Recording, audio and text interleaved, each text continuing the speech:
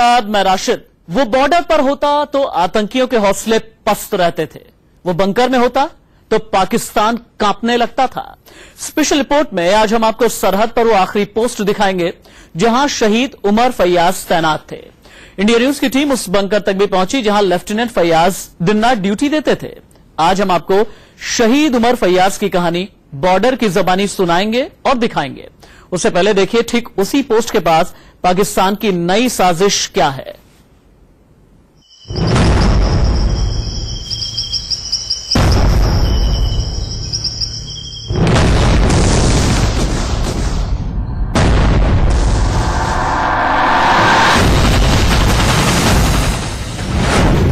Border पर पाकिस्तान की नई साजिश।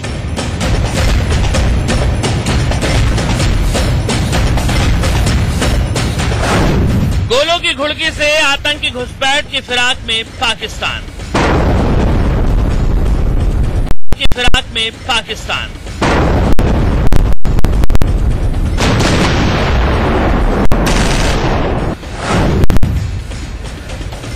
लगभग 750 किलोमीटर लंबी लाइन ऑफ कंट्रोल के इलाके में भारतीय सेना जो है वो पूरे तरीके से मुस्तैदगी से तैनात रहती है। वजह बड़ी साफ है क्योंकि ये जो इलाका पड़ता है ये बड़ा सेंसिटिव इलाका है और कई बार घुसपैठ की कोशिशें यहाँ से हो चुकी हैं। ये जो इलाका है जहाँ इस वक्त हम हैं ये केरी सेक्टर पड़ता है LOC का और पिछले कुछ दिनों में यहाँ पर आपको बता दूं सीज़फायर वायलेशन हुए हैं, घुसपैठ की कोशिशें हुई हैं और यही वजह है कि इस पूरे इलाके को जो है वो किसी भी तरह की लापरवाही जो है वो कहीं ना कहीं परेशानी बन सकते हैं।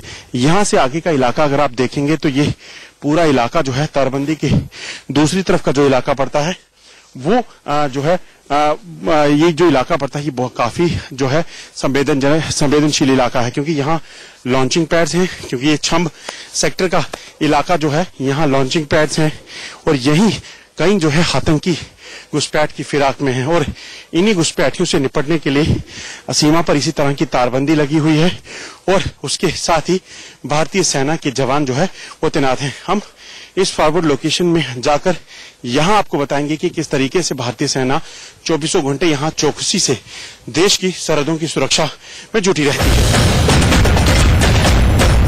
LOC के इलाके में घने जंगल के बीच केरी सेक्टर, इसी सेक्टर में सेना की बटालियन की अगुवाई करते थे लेफ्टिनेंट उमर फैयाज। शहीद उमर फैयाज को कायर आतंकियों ने धोखे से मौत दी। आगे आपको उनके साथियों की जुबानी वीर शहीद की कहानी सुनाएंगे। पहले सरहद पार नई साजिश की आहट को बिल्कुल करीब से देखिए। यहां से महज 500 मीटर दूर पाकिस्तान में घुसपैठ की फिराक में है आतंकी। पाकिस्तानी सेना के लॉन्चिंग पैड्स में आतंकियों ने ठिकाना बना रखा है। सूत्रों से खबर है कि किसी भी वक्त मौका पाकर ये आतंकी भारतीय सीमा में घुसपैठ कर सकते हैं। इंडिया न्यूज की टीम इस वक्त LOC के केरी सेक्टर में पहुंची है। ये इलाका बहुत संवेदनशील है क्योंकि इसी के पार दूसरा जो इलाका पड़ता है पाकिस्तान के कब्जे वाला वो छंब सेक्टर पड़ता है और छंब सेक्टर की अगर बात करें तो जानकारियां जो हैं उसके मुताबिक भारी संख्या में आतंकी जो हैं वहां पे घुसपैठ की फिराक में हैं, वहां जो है वो लॉन्चिंग पैड हैं। हम यहां से आपको बताने की कोशिश करेंगे कि किस तरीके का ये जो पूरा इलाका है रहता है। यहाँ अगर आप देखेंगे मेरे साथ तो भारतीय सेना के जवान जो है वो हर वक्त इसी तरह से मुस्तैद रहते हैं। मैं कोशिश करूंगा यहाँ से आपको फॉरवर्ड इलाका बता सकूं। इस पोस्ट का मैं आपको नाम नहीं बताऊंगा। सुरक्षा के लिहाज से हमारे संवाददाता ने आपको इस पोस्ट का नाम नहीं बताया, लेकिन बंकर में तैनात यही वो हमारे जाबाज सैनिक हैं जिनकी गिद्ध जैसी नजर से पाकिस्तान कांपता है। मैं कैमरामैन से कहूंगा यहीं से आपको आगे का इलाका भी दिखाएं। आप देखेंगे नजर हर वक्त दुश्मन पर और हाथों में घातक हथियार लिए देश की सरहदों पर यही सेना के वीर हैं जिसकी वजह से आज देश चैन की नींद सो रहा है। और लगातार अगर पिछले कुछ समय की बात करें तो पाकिस्तान की तरफ से कई बार युद्ध विराम का उल्लंघन हुआ। इस इलाके की बात करें तो कई बार यहाँ घुसपैठ के प्रयास हुए जिसे भारतीय सेना ने नाकाम किया। इंडिया न्यूज की टीम इस वक्त लाइन ऑफ कंट्रोल के इलाके में पहुंची है और ये ग्राउंड जीरो है जहां पिछले कई दिनों से पाकिस्तान की तरफ से गोलीबारी हो रही थी। आप देखेंगे सेना के जवान, हालांकि गोलीबारी बंद है, उसके बाद इन्होंने पूरे इलाके में एक बार फिर से जो कहीं ना कहीं डोमिनेशन है उसका सिलसिला शुरू किया है। पेट्रोलिंग और सर्च ऑपरेशन एक रूटीन है यहां पर, क्योंकि अगर इस तरफ का इलाका अगर आप देखेंगे तो इस तरफ ये जो इलाका पड़ता है इसके 3 पहाड़ियों के सिर्फ कुछ ही दूरी पर जो है पाकिस्तान का इलाका है और वहीं से पाकिस्तान लगातार कई बार जो है वो गोलाबारी करके इन जो है इलाकों को निशाना बनाता है, भारतीय सेना को निशाना बनाता है। और यही वजह है कि यहां पर किसी भी तरह की छोटी से छोटी गलती भी जो है एक बड़ी दुर्घटना हो सकती है, इसलिए सेना किसी भी तरीके से लापरवाही बिल्कुल नहीं बरतती है। आगे आपको दिखाएंगे एलओसी पर तैनात इन जाबाजों के सीने में एक और आग धधक रही है। लेफ्टिनेंट उमर फैयाज की शहादत की आग। अजय चांडियाल, केरी सेक्टर, एलओसी, इंडिया न्यूज। केरी सेक्टर के इसी पोस्ट पर करीब 4 महीने पहले लेफ्टिनेंट उमर फैयाज की पोस्टिंग हुई थी। इतने कम दिनों में यहां सब के सब फैयाज की बहादुरी और सूझबूझ के कायल हो गए थे। देखिए फैयाज के बंकर से एक्सक्लूसिव रिपोर्ट। खामोश है जो ये वो सदा है। ये वही इलाका है जिस जगह से उमर फैयाज हर रोज कहीं न कहीं अपने दुश्मन पाकिस्तान को मुंहतोड़ जवाब देता था। साथियों तुमको मिले। 4 के लिए अकेले भाई थे, उनको कोई दिक्कत नहीं, हर साइड से हर कला से निपुण थे।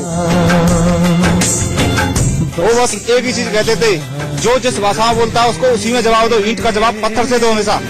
एक साथी और भी था।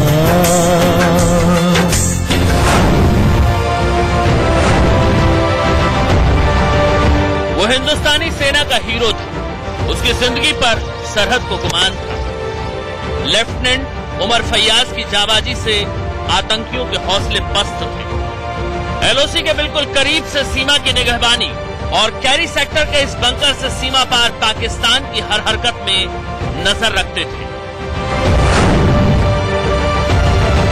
ये वो बंकर है जहां पर देश के आइकन बन चुके उमर फैयाज जो है यहां ड्यूटी देते थे। हम आपको बताने की कोशिश करेंगे कि किस तरह की ये टेरेन है और किस तरह से उमर फैयाज ड्यूटी देते थे। आप देखेंगे ये भारतीय सेना के एक जवान है जो उमर फैयाज की ही यूनिट के हैं। आप देखेंगे ये जवान जो है पूरे तरीके से सीमा पर किसी भी हरकत पर नजर रखे हुए हैं और इन्हीं घातक हथियारों से पाकिस्तान से होने वाली हर हरकत पर ये नजर रखते हैं। अगर इस पूरे इलाके की बात कर सके तो घने जंगल का इलाका है और यहीं से सिर्फ कुछ 100 मीटर की दूरी पर जो है एलओसी शुरू होती है और वहां पाकिस्तान के कब्जे वाला कश्मीर आता है।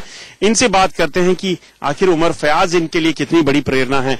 आप मुझे बताएं, आप भी उमर फैयाज साहब को जानते होंगे, आप उनके साथ रहे हैं, किस तरह के इंसान थे, किस तरह से आपको मोटिवेट करते थे?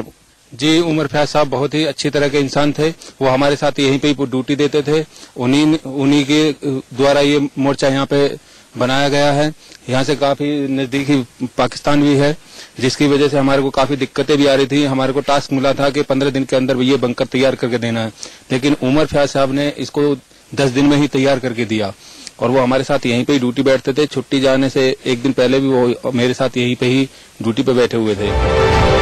उमर फैयाज आतंक के खौफ में जी रही कश्मीर घाटी के पहले सैन्य अधिकारी थे। राजपुताना राइफल्स के लेफ्टिनेंट फैयाज का फार्मूला था, एक गोली एक दुश्मन। यहाँ किस तरह से रहते थे वो इस छोटी सी जगह में? ड्यूटी कितनी कठिन होती है? जी, वो हमारे साथ यहीं पे ही खड़े हुए रहते थे। यहीं पे हमारे साथ नाइट में भी ड्यूटी थी, दिन में भी ड्यूटी थी। दिन में हमारे साथ पेट्रोलिंग में जाते थे। हमेशा यही बोलते थे कि एक गोली एक दुश्मन का मुद्दा रखना और सामने देखते रहना। अगर कहीं भी दुश्मन हो, एक गोली एक दुश्मन का मुद्दा ही तैयार रखना। उमर फैयाज ने बहुत ही कम समय में अपने आप को इन परिस्थितियों में ढाल लिया था। वो एक टीम मैन थे और टीम के साथ जिस तरीके से लीड फ्रॉम द फ्रंट जो ऑफिसर के अंदर क्वालिटी होती है उसको पूरी तरह से दर्शाते थे। और उनका जो बहुत ही खुशमिजाज अफसर थे, उनका जो नेचर था बहुत ही जॉवियल था और ट्रूप्स के बीच में बहुत ही फेमस थे।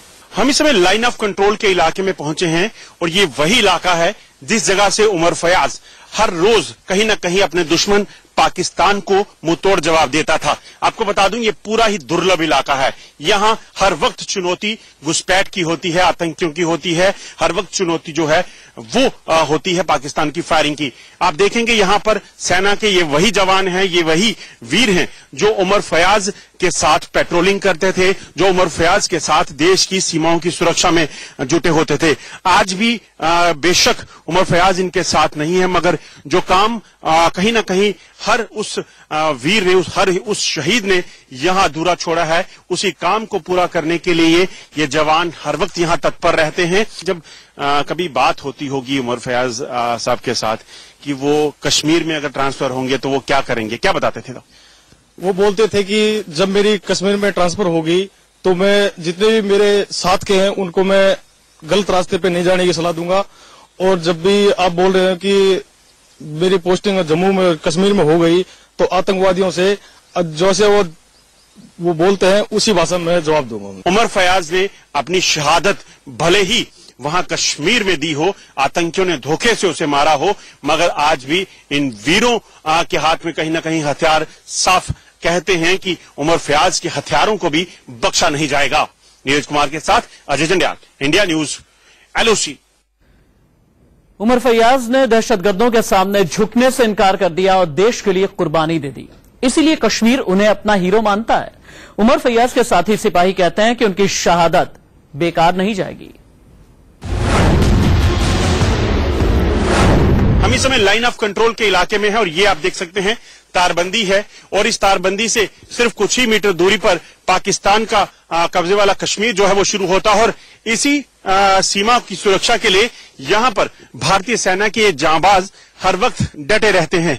और आपको बता दूं ये जांबाज कोई आम नहीं है, ये वो हैं जो देश की सीमाओं की सुरक्षा के लिए अपने प्राण तक त्याग सकते हैं।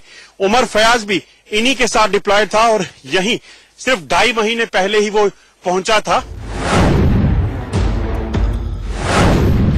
लेफ्टिनेंट उमर फयाज ने नौकरी में पहली छुट्टी ली थी। 9 मई को शोपिया में ममेरी बहन की शादी में शरीक हुए थे। आतंकियों ने उन्हें वहीं से अगवा कर मार डाला। फयाज के साथी कहते हैं अगर वो वारदात यहां होती तो आतंकियों को छठी का दूध याद करा देते। मेरी कई उनके जो साथी कोलीग थे उनसे बात हुई है, उनका कहना है कि वो सिर्फ एक अच्छे ऑफिसर ही नहीं बल्कि एक अच्छे इंसान भी थे, प्रेरणा देते थे ड्यूटी को करने की। और फैमिली, चाहे फैमिली के मैटर्स भी होते थे तो कभी ना कभी वो बोलते थे कि हम देश सेवा में हैं, वो चीज फैमिली बीच में नहीं आनी चाहिए। एग्जैक्टली। एक दो इंस्टेंसेस ऐसे हुए, एक दो वाकये ऐसे हुए कि उनको टास्क दिया गया, उनके साथ में जो ट्रुप्स है उन सभी को टास्क दिया गया और उन्होंने पीछे नहीं हटके उन्होंने जवानों को मोटिवेट किया कि ये टास्क कैसे करना है। और ये एक बहुत ही पॉजिटिव चीज है। इतने कम उम्र में अपने साथ के सोल्जर्स को जिन्होंने उनसे ज्यादा सर्विस में साल बिताए हैं उनको मोटिवेट करना, ये इन इटसेल्फ ये एक बहुत ही बड़ा अचीवमेंट है। बहुत दुख हुआ मगर कुछ कर नहीं सके हम इधर। अगर यहाँ होता तो उनको वो जवाब देते, उनका क्या, उनको 7 जन्म तक की याद दिला देते। निहत्थे सैनिक को उन्होंने अगवा किया, क्या कहेंगे? निहत्थे को तो कोई भी मार सकता है। अगर उनमें इतने ही अपनी माँ का दूध पिया होता ना तो एक एक करके लड़के देखते उससे, जब पता चलता एक हिंदुस्तानी सोल्जर से कैसे टकराया जाता है। बहुत बहादुर थे, बहुत बहादुर थे। क्या बोलते थे? कभी आपसे बात होती थी, क्या कहते थे आपको? वो बस एक ही चीज कहते थे, जो जिस भाषा में बोलता है उसको उसी में जवाब दो, ईंट का जवाब पत्थर से दो हमेशा। यही इलाका जंगल का है जिसे घुसपैठिए जो है वो लगातार कोशिश करते हैं पार करने की। और मेरे साथ सेना के ये वो जवान हैं जो हर वक्त यहाँ तत्पर हैं देश की सीमाओं की सुरक्षा में। आपको बता दूं ये जो सेना की बटालियन है वो उमर फयाज जो कश्मीर में शहीद हुए हैं उन्हीं की बटालियन है। और आप देखेंगे ये जवान इस वक्त यहाँ पेट्रोलिंग कर रहे हैं। हालांकि आपको बता दूं कि इस वक्त फायरिंग यहाँ नहीं हो रही, मगर फायरिंग के बाद किस तरह से ये पूरा इलाका जो है वो कहीं ना कहीं बना हुआ है, तनाव है, वो अभी भी यहाँ पर जारी है। और ये सब सारे जवान जो हैं वो कहीं ना कहीं सेना के वो वीर हैं जो देश की सुरक्षा में हर वक्त जो है वो तैनात रहते हैं।